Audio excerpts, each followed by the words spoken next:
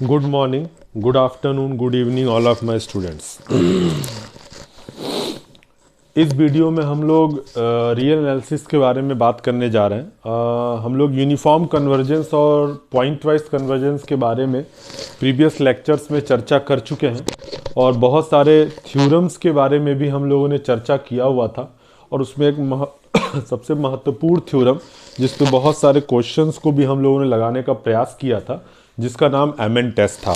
और एक क्वेश्चन मैंने दिया था और उम्मीद करता हूं कि आपने वो आपने सॉल्व कर लिया होगा और प्रॉब्लम्स आपको समझ में आ गई होंगी। ठीक है, तो बहुत सारे थ्योरम प्रीवियस वीडियो में किए जा चुके हैं। अब इस वीडियो में एक नए थ्योरम के साथ आया जा रहा है, जो कि जिसका स्टेटमेंट पहले से ही ब्लैक बोर्ड पे लिखा हुआ है।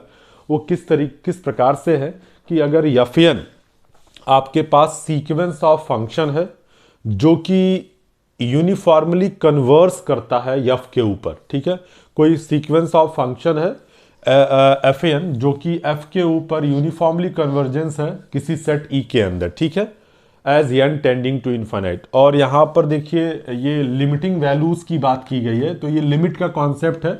लिमिट के कॉन्सेप्ट में जो वैल्यू जहां टेंड करती है, जिस सेट के अंदर करती है, वो इसका लिमिट पॉइंट होता है। तो यहाँ पे इसीलिए लिखा हुआ let small x be a limit point of. इसका मतलब क्या हुआ कि इस यक्स के अलोंग मिलने वाला नेबरहुड जो है इस ई के साथ इंटरसेक्ट करेगा। यक्स को बाहर निकालने के बाद जो इंटरसेक्शन आएगा वो नॉट इक्वल टू 5 के बराबर आएगा, जो लिमिट पॉइंट की डिफिनीशन होती है, जो कि आपने बीएससी लेवल पे बहुत ज़्यादा पढ़ा होगा मैट्रिक स्पेस में, फिर रियल एनालिसिस में।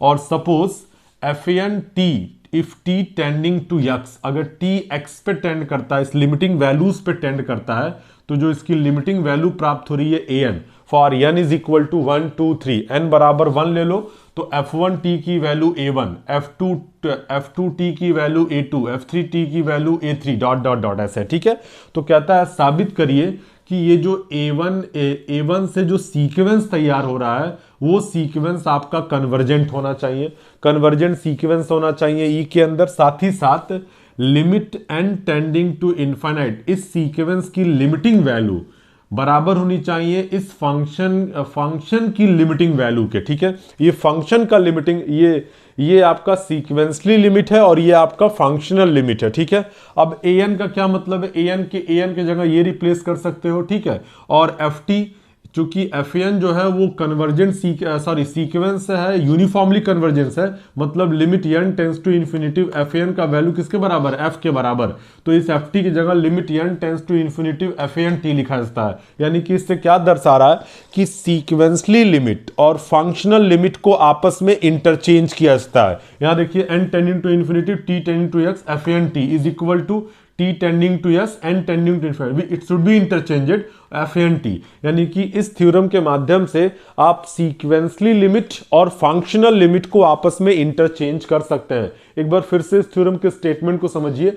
आपके पास एफ एन एक सीक्वेंस ऑफ फंक्शन दिया गया है, इस सीक्वेंस ऑफ फंक्शन को ये जो है f पर यूनिफॉर्मली कन्वर्स करता है। इसका मतलब क्या हुआ, limit n tending to infinitive F N T की वैल्यू बराबर होगी this is F of T, या फिर आप इसे x लिख सकते हैं, और for every t is the member of e। ठीक है, ये आपको मिलेगा। साथ ही साथ इसमें और क्या कहा गया है कि limit t tending to x, where x is the limit point of e, this is fn t is equal to an for every n is equal to 1 2 3 dot dot dot. जैसे अगर आप n बराबर 1 रखेंगे तो limit t tending to x, this is f1 t is equal to a1। इसी तरीके से f2 t limiting value a2।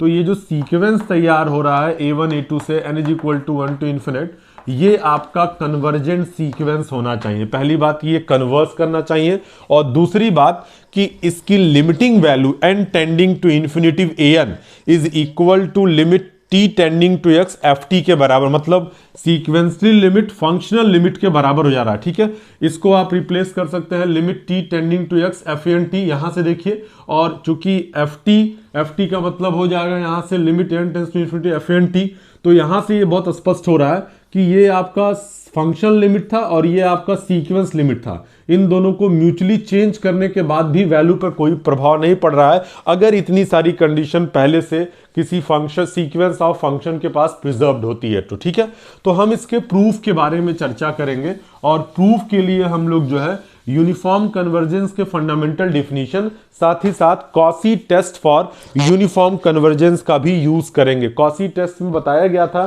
कि अगर एफएन जो है वो सीक्वेंस ऑफ फंक्शन है और वो किसी सीक्वेंस ऑफ फंक्शन है और वो सीक्वेंस ऑफ फंक्शन अगर यूनिफॉर्मली कन्वर्जेंस है तो if and only for every epsilon greater than 0 there exist a positive integer n such that n comma m is greater than or equal to capital N, we have mod of fn x minus fm x is less than epsilon for every x belongs to E के अंदर। ठीक है, तो ये आपको previous videos में बताए गए थे।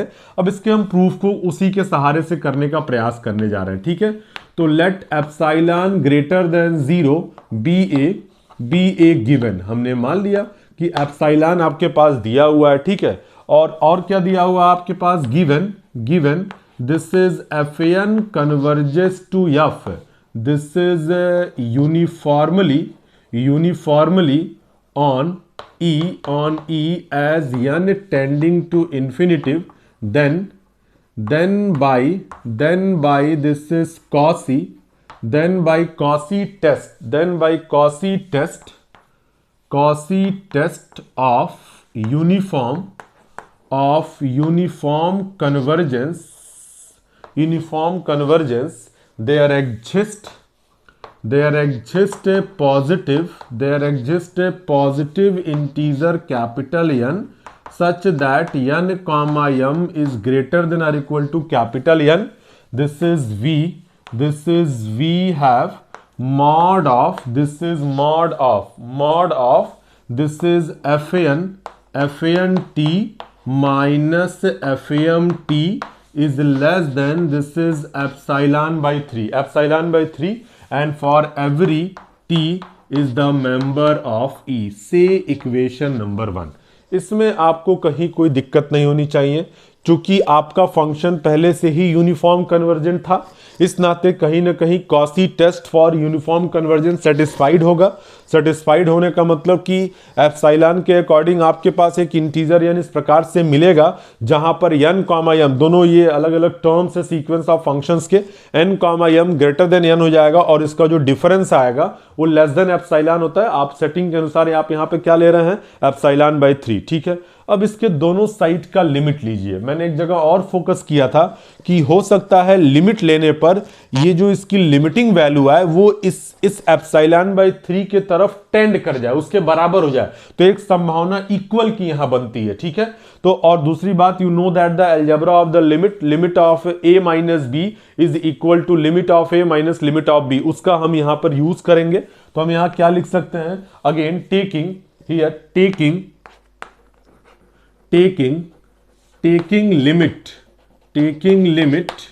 limit t tending to x in equation number 1 we get, आपको क्या मिलेगा, this is limit t tending to x, this is fn t minus fm t is less than or equal to epsilon by 3 for every t is the member of E। ठीक है, इसमें कहीं कोई दिक्कत नहीं होनी चाहिए। इसको आप लिख सकते हो limit t tending to x, this is fn t minus limit t tending to x, this is fm t is less than or equal to epsilon by 3। और आपके क्वेश्चन में ये दे रखा है कि limit t tending to x fn t is equal to an for n is equal to 1 2 3 dot dot dot. तो आप यहां से क्या बोल सकते हैं, mod of an minus am is less than or equal to epsilon by 3, epsilon by 3 आपको मिल रहा है। ठीक है, कब, for every n comma m is greater than or equal to capital N। इसमें आपको कोई तकलीफ नहीं होनी चाहिए। अगर ऐसा मिल रहा है तो आप इसे इक्वेशन नंबर 2 बोलेंगे। ठीक है, now from equation number 2, you observe that this is n is equal to 1 to infinite is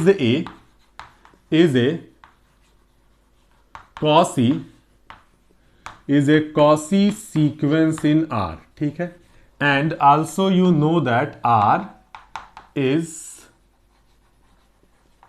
complete। अब बताइए an जो है वो Cauchy सीक्वेंस है R में और R कंप्लीट होता है, इसका मतलब कि ये जो an होगा वो निश्चित तौर पर कन्वर्जेंट सीक्वेंस हो जाएगा या कन्वर्जेंस इन R हो जाएगा। तो this implies that n is equal to 1 to infinite converges in R, and also we assume that converge करे तो कोई ना कोई लिमिटिंग वैल्यू होगी, तो limit n tending to infinitive an is equal to a से इक्वेशन नंबर 2। इसमें आपको कहीं कोई दिक्कत नहीं होनी चाहिए, इसकी लिमिटिंग वैल्यू आपको प्राप्त हो जाएगी जो है a के बराबर, ठीक है। अब क्या करिए, कीपिंग इसमें इक्वेशन नंबर 2 में keeping n is a fix and taking limit m tending to infinitive, इससे आपको क्या प्राप्त होगा, ठीक है। Now again this is keeping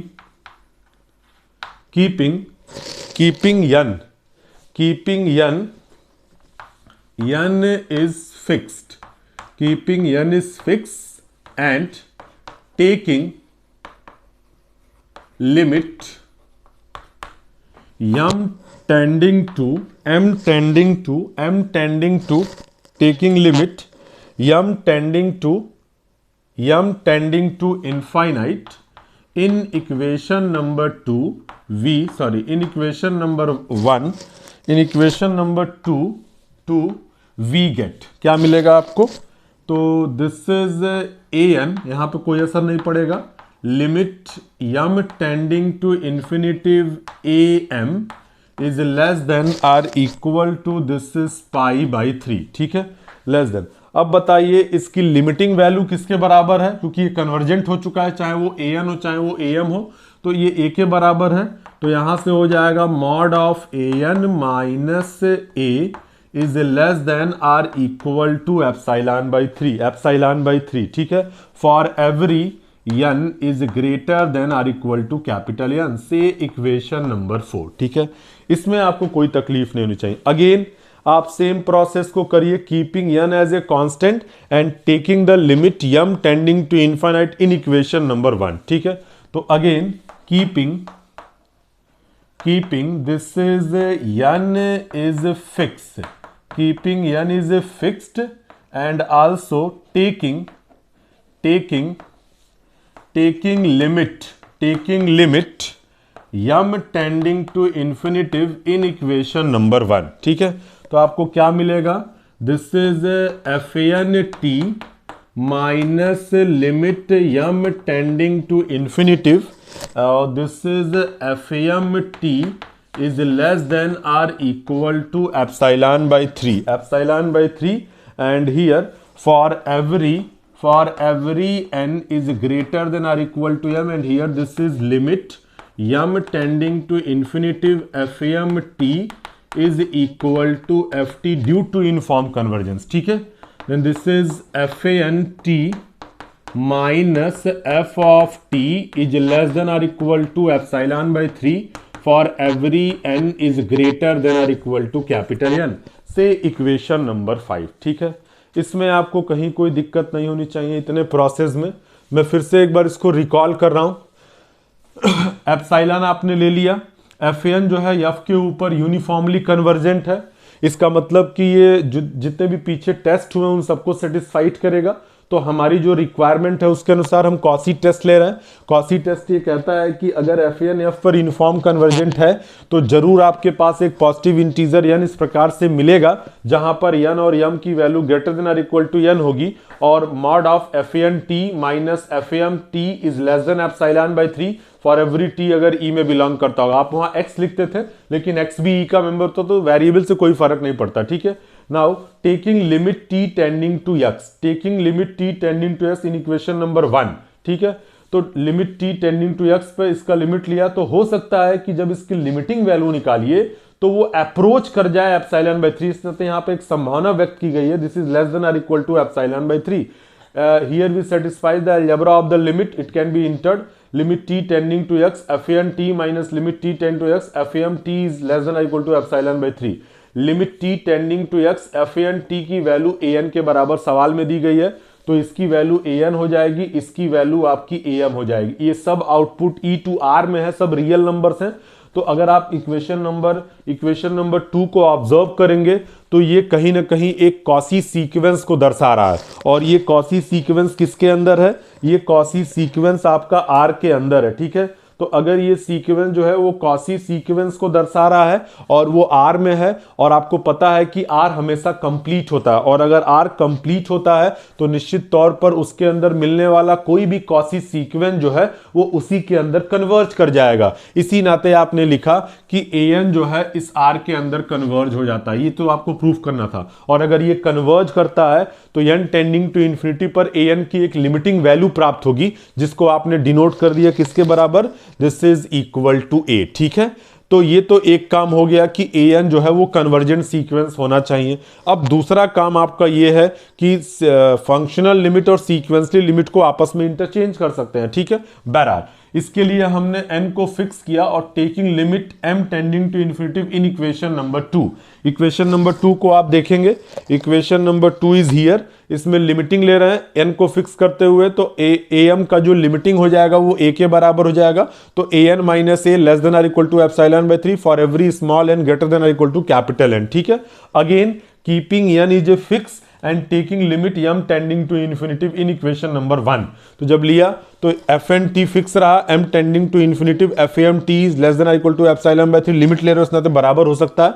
और आपको पता है कि fn t कन्वर्ज करता है ft पर यूनिफॉर्मली, इस नाते इसकी लिमिटिंग वैल्यू किसके बराबर हो जाएगी? ft के बराबर। तो fn t minus ft is less than equal to epsilon by 3 for every n is greater than equal to capital N से इक्वेशन नंबर 5। अभी भी आपको दिखाना क्या है? ऐसा कुछ दिखाना है, ठीक है। तो आप थोड़ा सा और आगे लेके चलिए। आपके पास गिवन क्या है? एक चीज और, this is given limit t tending to x, this is fn t is equal to an। ये आपके सवाल में दिया हुआ है, ठीक है। ये फंक्शनल लिमिट दिया हुआ है for this is n is equal to 1 2 3 dot dot dot. तो फंक्शनल लिमिट का डिफिनेशन क्या कहता था कि अगर कोई फंक्शन अगर t टेंड करता है x पर और ft की वैल्यू अगर l के बराबर है, तो इसका मतलब for every epsilon greater than 0 there exist a positive number delta such that mod of ft minus l is less than epsilon provided x minus या t minus x is less than delta. ये definition होती है कि अगर आपके पास, मैं यहां लिख रहा हूं कि अगर कोई फंक्शन fx है वो टेंड करता है l पर, या ft टेंड करता है l पर as t tending to x पर, तो इसका मतलब क्या हुआ कि mod of ft minus l is less than epsilon provided t minus x is less than क्या होना चाहिए? डेल्टा, ठीक है। ये आपने बीएससी लेवल पे पढ़ा होगा, ठीक है। चूंकि ये फंक्शनल लिमिट है और ये सीक्वेंसली लिमिट है, दोनों में फर्क होता है, ठीक है। तो आप यहां पे क्या बोलेंगे? This implies that there exist a delta greater than 0 such that mod of fn t minus an is less than epsilon by 3 and that should be provided condition this is t minus x is less than delta से equation number 6। इसमें आपको कोई दिक्कत नहीं होनी चाहिए, ठीक है। और यहां पे जो t होगा, sorry, t is also member of e, ठीक है। तो ये सीक्वेंसली फंक्शनल लिमिट का आपने डिफिनेशन लिखा कि अगर इस फंक्शन का लिमिटिंग वैल्यू ये है, अगर t x पे टेंड करता है, तो इसका मतलब किसी भी एप्सिलॉन के लिए एक डेल्टा ऐसा मिलेगा जहां पर fn t माइनस an की वैल्यू लेस देन एप्सिलॉन होगी। एप्सिलॉन में 3 हमने ले लिया। तब जब t माइनस x का एब्सोल्यूट डिस्टेंस इस डेल्टा से क्या हो जाएगा? छोटा हो जाएगा। अगर t कहां बिलोंग करता होगा? e में। इसका मतलब नेबरहुड से है कि इसमें जो t होता है वो बिलोंग करता है नेबरहुड ऑफ डेल्टा में, ठीक है। तो वो उसके डेप्थ के बारे में आप बीएससी लेवल से जानते हैं, इस नाते मैं बहुत ज़्यादा इसके डिटेल पे नहीं जा रहा हूँ, ठीक है। तो अब इसके बाद हमें क्या करना होगा, इतनी सारी चीज़ें हमें मिली, ठीक है। इसको आपने इक्वेशन नंबर 6 कहा। Now we can calculate F of T minus A. इसकी वैल्यू को इसमें कुछ हम जोड़ने जा रहे हैं, दिस इज एफ टी और minus this is F M T plus F M T minus A N और प्लस ए एन और दिस इज माइनस ए, ठीक है। इसके ऊपर आप ट्रायंगुलर इनइक्वलिटी लगा सकते हैं, ठीक है। कुछ नहीं किया, इसी में एफ एम टी जोड़ दिया, घटा दिया, ए एन जोड़ दिया, ए एन घटा दिया। तो यहां से आप क्या लिख सकते हैं, this is F of T minus A is less than or equal to F of T minus F M T plus F M T और this is minus A N plus mod of A N minus A. You can implement the triangular inequality, ठीक है। This shows that this is mod of F T minus A is less than epsilon by 3, this is epsilon by 3, this is mod of F T F M T, mod of F M T, this is F M T minus F M T minus this is A N, ठीक है। Here this is by, आप यहां लिख सकते हैं by using equation number, by using the first one F T minus this F T, by using equation number this, equation number 4, 5 and 6 का भी अभी यूज करते हैं, ठीक है। अब देखिए, अगर हम इस इक्वेशन पे जाएं तो इसके दोनों साइड में अगर हम एप्सिलॉन बाई 3 दो बार जोड़ दे तो इधर भी जुड़ जाएगा। तो ये पूरी क्वांटिटी इक्वेशन नंबर 6 के माध्यम से स्ट्रिक्टली लेस हो जाएगी। Epsilon by 3 is equal to epsilon. लेकिन ये कब मिल पा रहा है, जब t माइनस एक्स की वैल्यू किससे छोटी हो जा रही, डेल्टा से। तो this is the provided condition, t minus x is less than delta. तो आपको मिला क्या यहां पर, this is mod of F T minus A is less than epsilon provided t minus x is less than delta and here this is t is a member of e and this is the concept of the functional limit, ठीक है। तो ये functional limit का concept हो जाएगा और आप यहां से आसानी के साथ बोल पाएंगे limit t tending to x, this is F T is equal to a और a का मतलब हो जाएगा limit n tending to infinitive an, ठीक है। तो पहला तो आर्टिकल आपको यही प्रूफ करना था, ठीक है। इसको आप रीराइट कर सकते हैं कैसे, limit t tending to x, ठीक है। और एफ टी का मतलब, एफ टी जो था वो फंक्शन का यूनिफॉर्म लिमिट था। तो किस फंक्शन का था, सीक्वेंस ऑफ फंक्शन। तो यानी कि limit n tending to infinitive आप क्या लिख सकते हैं, F N T is equal to, इस पर आइए, limit n tending to infinitive और ए एन। अगर आप ए एन के बारे में देखें तो ए एन में भी सवाल में दिया हुआ था कि limit t tending to x, F N T की वैल्यू ए एन थी, ठीक है। तो आप यहां से क्या लिख सकते हैं, limit t tending to x, this is F N T. तो this is the second way of the proof, ठीक है। तो चाहे पहला, दोनों का सेंस सेम है, ठीक है। एक बार फिर से यहां से आप समझ सकते हैं कि t tending to x, F N T की वैल्यू ए एन के बराबर थी। ये फंक्शनल लिमिट था। फंक्शनल लिमिट में कहीं t टेंड करता है, ठीक है। तो there exist a delta greater than 0 such that mod of F N T minus A N is less than epsilon by 3 provided t minus x is less than क्या होना चाहिए, डेल्टा होना चाहिए। और t कहां बिलोंग करता है, e के अंदर। इसको इक्वेशन नंबर 6 बोलेंगे। उसके बाद आप एफ टी माइनस ए की वैल्यू में ही F M T A N और ए एन आपने जोड़ दिया और घटा दिया और रियल नंबर के ऊपर आपने ट्राइंगुलर इनइक्वलिटी लगा दिया। तो this is less than or equal to this plus this plus this. इसकी value less than epsilon by 3, इसकी वैल्यू भी less than epsilon by 3 due to equation number 4 and 5 और इसको ऐसा ही रहने दिया। अब अगर हम इक्वेशन नंबर 6 में देखें तो इसके दोनों साइड में अगर 2 टाइम मतलब दो बार एप्सिलॉन बाय 3 जोड़ दें तो ये स्ट्रिक्टली लेस होगा, तो this is strictly again less than epsilon by 3 epsilon by 3 epsilon by 3, लेकिन ये तभी लेस देन एप्सिलॉन बाय 3 है जब प्रोवाइडेड t माइनस एक्स की वैल्यू किससे छोटी हो जा रही है, डेल्टा से। अगर ऐसा नहीं होगा तो आप इसकी वैल्यू को लेस देन एप्सिलॉन बाय 3 नहीं बोल पाएंगे, ठीक है। तो this is epsilon provided condition here t minus x is less than delta.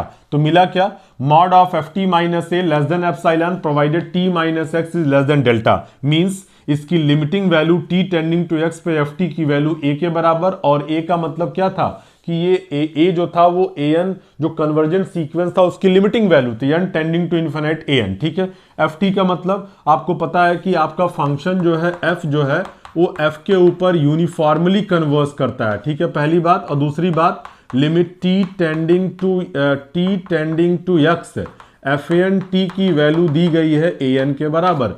इन दोनों कंडीशन का आप यहां यूज करिए, तो limit t tending to x limit n tending to infinitive F N T is equal to limit n tending to infinitive, इसके जगह limit t tending to x F N T. तो ये theorem ये दर्शाता है कि अगर थ्योरम की सारे कंडीशन होल्ड हो रहे हैं तो आप फंक्शनल लिमिट और सीक्वेंसली लिमिट को आपस में इंटरचेंज कर सकते हैं, ठीक है। तो बहुत बहुत धन्यवाद आप लोगों को, इसको आप अच्छे से पढ़िएगा, कोई भी डाउट हो कमेंट बॉक्स में आप पूछ सकते हैं। तो मैं नेक्स्ट वीडियो में एक और बहुत ही अच्छे थ्योरम के साथ, बहुत ही पॉपुलर थ्योरम के साथ आऊंगा और कुछ क्वेश्चंस के बारे में भी हम लोग डील करने का प्रयास करेंगे, ठीक है। बहुत बहुत तब तक के लिए धन्यवाद।